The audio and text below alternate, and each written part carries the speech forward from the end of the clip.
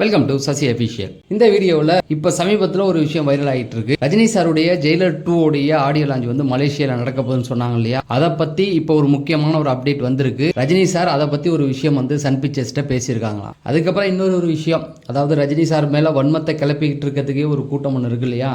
அந்த கூட்டம் என்ன பண்ணியிருக்காங்க அப்படின்னா, தனுஷ் ஏதோ அவருடைய மன்றத்தை வந்து ஒருங்கிணைச்சு ஏதோ நற்பணி மன்றமாக மாற்றிருக்காரு. இப்போ அவர் அரசியலுக்கு வரப்போறாரு, அதுக்கு காரணம் பின்னணியில் இருந்து ஏற்கிறது ரஜினி சார் அப்படின்னு சொல்லி திரும்பவும் அவனை 7.5 கூட்டிகிட்டு இருக்காங்க. இந்த ரெண்டு விஷயத்தை பற்றி தான் பேச போகிறோம். சினிமா செய்திகளை தெரிஞ்சுக்க நம்ம சேனலை சப்ஸ்கிரைப் பண்ணிருங்க. ஃபர்ஸ்ட் எடுத்தோன்னே நம்முடைய சோஷியல் மீடியா பேஜ், அதாவது ஃபேஸ்புக், ஷேர் சாட், இதோடைய லிங்க் ரெண்டுமே வந்து டிஸ்கிரிப்ஷனில் இருக்கு. போய் பார்த்து நீங்கள் ஃபேஸ்புக்கில் இருந்தீங்கனாலும் ஃபேஸ்புக்லையும் நம்மளுடைய சேனல் நீங்கள் பார்த்துக்கலாம், ஷேர் சாட்லையும் பார்த்துக்கலாம். அதுக்கப்புறம் இன்னும் வந்து நம்ம சேனலில் வந்து ஒரு 10,000 சப்ஸ்கிரைபர் அடைய ஒரு 500 பேர் தான் இருக்காங்க. நீங்கள் என்ன சப்ஸ்கிரைப் பண்ணாமல் பார்த்தீங்கன்னா சப்ஸ்கிரைப் பண்ணிருங்க. இன்னும் ஒரு 500 பேர் இருந்தால் 10,000 பேரை நம்ம ரீச் பண்ணிடுவோம். அப்படியே இந்த வீடியோவும் லைக் பண்ணிருங்க. ஜெயிலர் 2 உடைய ஆடியோ லான்ச் வந்து மலேசியாவில் நடக்க போகுது. அது எல்லாருக்குமே தெரிஞ்ச ஒரு விஷயம் தான். அது ரொம்ப பிரம்மாண்டமாக பண்ண போகிறாங்க அப்படின்னு சொல்லி நிறைய பேர் வந்து பேசிட்டு இருந்தாங்க. அதுக்கு முன்னாடியே ஒரு விஷயம் வந்து பேசப்பட்டு இருந்தது. என்ன அப்படின்னு பார்த்தீங்கன்னா, ஜனநாயகன் படத்தை வந்து அங்கே பண்ணாங்க. அதுக்கு வந்து ஒரு நிறைய ரெஸ்பான்ஸ் கிடைச்சது அப்படின்னு சொல்லப்பட்டுச்சு. அது இல்லாமல் அதுக்கு பின்னணியில் ஒரு சில விஷயங்கள் இருக்கு. ஜனநாயகன் படம் அங்கே பண்ணும்பொழுது அங்கே செலவு பண்ண பணத்தை தாண்டி அதிகமாக எடுத்துட்டாங்க அப்படிங்கிறது. அதாவது அங்கே மலேசியாவில் மிகப்பெரிய செல்வந்தராக இருக்கிற மாலிக் அப்படிங்கிறவர்கிட்ட தான் அந்த பொறுப்பை ஒப்படைச்சிருந்தாங்க. ஸோ அங்கே வந்து என்ன பண்ணாங்கன்னா, ஆடியோ லான்ச் போட்டு அங்கே வந்து ஸ்டால் மாதிரி போட்டு டிக்கெட்டுக்கு செலவு எல்லாத்துக்குமே அமௌண்ட் தான். அப்போ நம்மளோட அவங்களுடைய மதிப்பு அதிகம் இல்லையா? போட்டதை விட அதிகமான லாபம் கிடைச்சிது. அது ஒன்று. பப்ளிசிட்டியும் கிடைச்சிது. ஜனநாயகன் பண்ணதுக்கு காரணம் வந்து இங்கே பண்ணோம்னா கரூர் மாதிரி ஏதாவது ஒன்று வந்துடும் அப்படிங்கிறதுக்காக தான் அங்கெல்லாம் கொண்டு போனது. அதுக்கு முன்னாடி பார்த்தீங்கன்னா எந்திரன் கொண்டு போயிருந்தாங்க. கபாலி கூட அங்கே நிறைய ப்ரொமோஷன் பண்ணாங்க. ஏன்னாப்பா ஷூட்டிங் அங்கேயே பண்ணனால.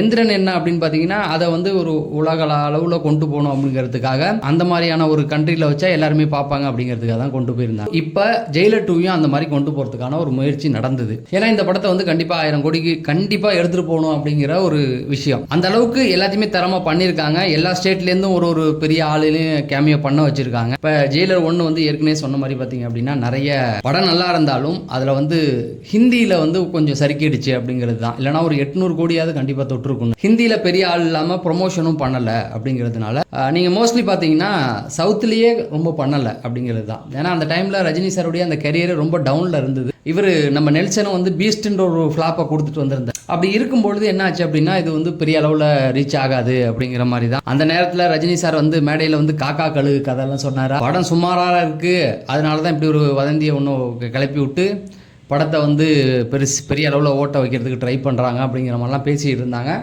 ஆனால் படம் ரிலீஸ் ஆனோடனே அதோடைய சம்பவம் வேறு மாதிரி. ஸோ அப்படி தான் அதை கொண்டு போயிருந்தாங்க. இப்போ இந்த படத்தை வந்து நிறைய ப்ரொமோஷன் பண்ணால் கண்டிப்பாக வந்து 1000 கோடி அடிச்சிடும். ஏன்னா இப்போ நிறைய பேர் கமெண்ட் செக்ஷன்லேயே வந்து அதுக்கெல்லாம் வாய்ப்பு இல்லை அப்படிங்கிற மாதிரி சொல்லிகிட்டு இருக்காங்க. முயற்சி செய்தால் எல்லாம் முடியும் அப்படிங்கிறது தான். புஷ்பா 2லாம் என்ன, புஷ்பா 2க்குலாம் என்ன கதை?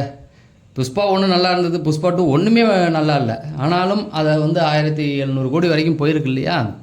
அதுக்கு தான் சொல்கிறேன்.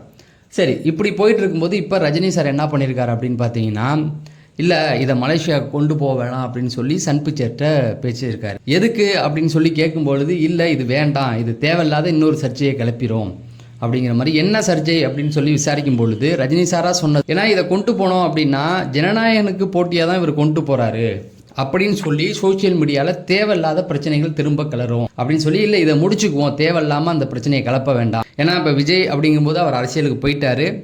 சினிமாவுக்கும் அவருக்கும் இப்போ சம்மந்தமும் இல்லை. ஜனநாயகனுக்கு அப்புறமேட்டுக்கு அவர் சினிமாவுக்கு அவருக்கு எந்த ஒரு சம்மந்தமும் இல்லை.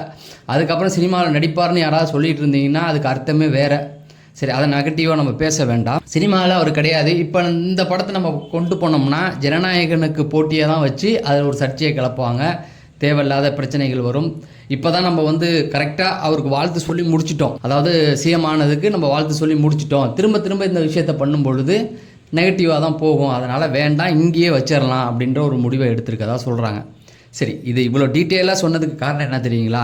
சமீபத்தில் தனுஷ் அவர்கள் வந்து என்ன பண்ணியிருக்காரு அப்படின்னா, அவருடைய மன்றங்களை ஒருங்கிணைச்சு நற்பணி மன்றமாக இயக்கியிருக்காரு. அதுக்கப்புறம் அவருடைய பிறந்த நாள், அந்த பிறந்த நாளில் ஏதோ பேசியிருக்கா. அதில் அவருடைய கடுப்பு என்னென்னா, நான் புதுப்பேட்டெல்லாம் படம் பண்ணேன், நல்ல வட சென்னையெல்லாம் பண்ணேன், அதிலலாம் எனக்கு நேஷனல் அவார்டு கொடுக்கல, யாருமே கேட்கல. இப்போ நான் வந்து ராயனுக்கு கொடுத்தது மட்டும் ஏன் கேள்வி கேட்குறீங்க, அதுவாக அமைஞ்சிருக்கு அப்படிங்கிற மாதிரி அவர் சொல்லிட்டு பேசிட்டு போயிருக்காப்புல. அப்புறம் அஜித் எல்லாம் பேசியிருக்காரு. அவர் பேசினதை பார்த்தா ஏதோ அரசியலுக்கு வர மாதிரியே தான் எனக்குமே இருந்தது. ஆனால் தனுஷ் அப்படி பேசுகிறதுக்கு ரஜினி சாருக்கு என்ன சம்மந்தம் அப்படிங்கிறது தான் இங்கே கேள்வியே. எதுக்காக ரஜினி சார் அங்கே எழுத்துட்டு வரீங்க? நிறைய சேனல்களில் இன்டர்வியூ கொடுக்க வரவங்கலாம் வந்து இதை தான் பேசுகிறான். ரஜினி சார் பின்னாடி இருக்கார், இதில் அவங்க ரசிக்கிறாங்க, அவரால் பண்ண முடியாததை இப்போ அவருடைய மாப்பிள்ளை பண்ண போகிறாரு, அதனால் அவங்க வந்து கண்டுக்காத மாதிரி இருக்காங்க, ஃப்யூச்சரில் வந்து ரஜினி ரசிகர்லாம் அங்கே வந்துருவாங்க அப்படிங்கிற மாதிரி. முதல்ல ரஜினி சாருக்கு தனுஷ் மேலே மிகப்பெரிய வருத்தம் ஒன்று இருக்குது. அந்த வருத்தம் என்னன்னு எல்லாருக்குமே தெரியும். அவருடைய மகளுடைய அந்த பிரிவு, விவாகரத்து. அதுக்கப்புறமேட்டுக்கு ரஜினி சாரே வந்து சேர்த்து வைக்கிறதுக்கு எவ்வளோ எஃபர்ட் எடுத்தார். தனுஷ் ஒத்துக்கலை அப்படிங்கிற அந்த ஒரு பிடிவாதம் அவர்கிட்ட வந்து ரொம்ப டிசப்பாயின்மெண்ட்டில் இருக்கார். எங்கேயோ தனுஷை வந்து பெருசாக எங்கேயும் சந்திக்கிறது இல்லை, அப்படியே சந்தித்தாலும் ஒரு சின்ன ஸ்மைலோட போயிடுறாரு. நீங்கள் நல்லா யோசிச்சு பாருங்களேன். அவர் வீடு கட்டி போயஸ் கார்டனில் போகும்போது கூட அவருடைய ஒய்ஃபும் போனாங்க. ஆனால் ரஜினி சார் பெங்களூர் போயிட்டார் இதுக்காகவே, ஏன் இங்கே இருந்து தேவையில்லாத சர்ச்சையில் சிக்கிக்கிட்டு அப்படின்ற மாதிரி. ஸோ எதுக்கு சொல்கிறேன்னா, அந்த மகளை விட்டு பிரிஞ்ச அந்த ஒரு கோபம் அவர்கிட்ட இருக்குது. அதனால் அவர் நேராக கூட அவர் சந்திக்கிறது கிடையாது. அது இல்லாமல் ரஜினி சாருக்கும் அவருக்கும் உள்ள அந்த ரிலேஷன்ஷிப் அங்கேயே முடிஞ்சு போச்சு, அவ்வளோதான். இனிமேல் அவங்களுக்கு பசங்க இருக்காங்க, அவருடைய டாக்டருக்கும் அவருக்கும் உள்ளது. ரஜினி சார் இதெல்லாம் பொறுப்பு எடுத்துக்கணும்னு அவசியம் இல்லை. இப்போ சமீபத்தில் அவங்களுடைய ஒய்ஃபு கூட வரதா, ஏதோ அரசியலுக்கு வரதோ, ஏதோ ஒரு இது மாதிரி இயக்கம் மாதிரி தொடங்குறதா இருந்தப்போ கூட ரஜினி சார் தெளிவாக சொல்லியிருந்தார். அங்கே என்னுடைய ஃபோட்டோவும் என்னுடைய பேர் பயன்படுத்தாமல் எது வேணால் பண்ணிக்கலாம் அப்படிங்கிற மாதிரி சொல்லியிருந்ததாக சொன்னாங்க. எதுக்கு இதெல்லாம் சொல்கிறேன்னா, ரஜினி சார் ஏன் தனுஷை வச்சு இவ்வளோ சின்ன புள்ளத்தனமாக நடந்துக்கணும், எதுக்காக இவ்வளோ கேவலமாக? தனுஷ் வராருன்னா அது அவருடைய விருப்பம். ரஜினி சாருக்கும் தனுஷுக்கும் எந்த சம்மந்தமே கிடையாது, அதை முதல்ல புரிஞ்சுங்க. தனுஷுக்கு இன்ட்ரெஸ்ட் வருதுன்னா அவர் வந்துட்டு போகிறாரு, அது அவர் பிரச்சனை. அது வரவேற்கவங்க வரவேற்கலாம், எதிர்க்கிறவங்கள எதிர்க்கலாம். இப்பயும் சொல்கிறேன், ரஜினி சாரை அதில் இழுத்து அதில் அசிங்கப்படுத்துறதுக்கு ஒன்றுமே கிடையாது. ஏன்னா ரஜினி சாருக்கு அது தேவையே இல்லை. ஏன்னா அவர் அரசியலை அப்பயே விட்டு வந்துட்டார், எப்பயோ விட்டு வெளில வந்துட்டார். இப்போ விஜய் வந்ததில் அவருக்கு என்ன வருத்தம் இருக்க போகுது? அதுக்கு பழிவாங்க எல்லாருமே அதான் சொல்லுவாங்க. விஜயை பழி வாங்கிறதுக்கு விஜயை பழி வாங்கிறதுக்கு அங்கே கட்சிகள் நிறையா இருக்குது, அங்கே போய் பேசுங்க அப்படிங்கிறது தான் என்னுடைய கருத்து. நிறைய எதிர்கட்சி இருக்குது, அந்த கட்சி இருக்குது, இந்த கட்சி இருக்குது, அங்கே போய் சண்டை போடுவீங்களா? சம்மந்தமே இல்லாமல் ரஜினி சாரை வச்சுக்கிட்டு அவரை தேவையில்லாமல் இழுத்து போட்டுக்கிட்டு. அதாவது நான் இப்பயும் சொல்கிறேன், ரஜினி சார் அங்கே ஒரு இடத்துல இருக்கார், விஜய் அந்த பக்கம் ஒரு இடத்துல இருக்கார், ஓகேங்களா? அந்த இடையில ஒரு சில பேர் நின்றுக்கிட்டு பண்ணுற வேலை, தேவையில்லாத வேலையை பார்த்தா அவனை பப்ளிசிட்டி இந்த மாதிரி ஓட வைக்கிறதுக்காகவே பண்ணிக்கிட்டு இருக்காங்க. அதே அந்த ஜனநாயகன் படம் கூட யாருமே போய் பிரச்சனை பண்ணியிருக்க மாட்டாங்க. ரஜினி ரசிகர்லாம் ஓரளவுக்கு அமைதியாக போயிருப்பாங்க. இந்த ஒருத்தவன் வந்து குஜிலி மஸ்துன்னு சொல்ல போய் தான் இப்படி, அவன் ஒழுங்காக இருந்திருந்தால் தான் இவ்வளோ பிரச்சனையே வந்திருக்காது. தொடர்ந்து ரஜினி சாரை இப்படியே கங்கணம் கட்டி அடிக்கிறாங்க. ஆனால் உண்மை நிலவரம் என்னென்னா, தனுஷுக்கும் அவருக்கும் சம்மந்தமே கிடையாது. தனுஷ் அரசியலுக்கு வந்தாலும் வரலனாலும் அவர் அதை பற்றி கவலையே பட போகிறது கிடையாது. யார் வந்தாலுமே அவர் கவலைப்பட போகிறது இல்லை. அதனால் தனுஷை வச்சு தான் அவர் எண்ணத்தை ஈடேற்றணுன்ற அவசியம் அவருக்கு இல்லை. நாளைக்கு இன்னொரு நடிகை வந்தால் கூட அவரை தான் சொல்லுவாங்க போல். இத்தனைக்கும் தனுஷ் வந்து கட்சி ஆரம்பிக்கல, அவருடைய நற்பணி மன்றமாக மாற்றிருக்காரு. இப்போ நற்பணி மன்றம் அப்படின்னும் போது வரது குறைஞ்சது ஒரு 10 வருஷமாவது ஆகும். இன்றைக்கெல்லாம் அவர் வந்து நின்னா உத தான் விழுவும், ஓட்டெல்லாம் அவ்வளோ சீக்கிரம் யாரும் போட மாட்டாங்க. தப்பாக சொல்லலை, வயசு அவ்வளோ வயசு இன்னும் ஆகலை, இன்னும் மெச்சூர் ஆகலை, இன்னும் டைம் எடுக்கும். அதுக்குள்ளேயே இவனுங்க வந்து ரஜினி சாரை இழுத்து போட்டு அடிக்கிறார். அதாவது இந்த ஆடியோ லான்ச்சு நான் எதுக்கு முதல்ல அந்த கதை சொன்னேன் அப்படின்னு பார்த்தீங்கன்னா, அவர் சொன்னார் பாருங்க, இப்போ நம்ம மலேசியாவில் இதை கொண்டு போனால் ஜனநாயகனுக்கு போட்டியாக கொண்டு போட்டாங்கன்னு தேவையில்லாத பிரச்சனைகள் சர்ச்சைகள் வரும், அதை விட்டுடுவோம், அது தேவையில்லை, அதை ஏன் அந்த அளவுக்கு கொண்டு போயிட்டு இங்கேயே வச்சுருவோம் அப்படின்ற ஒரு மனநிலை அவர்கிட்ட இருக்குது பாருங்கள். அதுதான் ரஜினிகாந்த். அதை புரிஞ்சுக்கிங்க, தேவையில்லாமல் நெகட்டிவிட்டியை பரப்பாதீங்க. இந்த அளவுக்கு அவரை உங்களால் வாழ்த்த முடியல அப்படின்னா கம்முன்னு இருந்துருங்க, கடந்து போயிருங்க அவரை. ஆனால் இப்படி போட்டுலாம் அடித்து அசிங்கப்படுத்திட்டு இருக்காதீங்க அப்படிங்கிறதான் சொல்லி நான் விடைபெறேன். இந்த வீடியோ பிடிச்சிருந்தா லைக் பண்ணுங்கள், கமெண்ட் செக்ஷனில் உங்களுடைய கருத்துக்கள் தெரியப்படுது. டிஸ்கிரிப்ஷனில் நம்ம சோஷியல் மீடியா ஃபேஸ்புக் பேஜெல்லாம் இருக்குது, அதில் போங்க.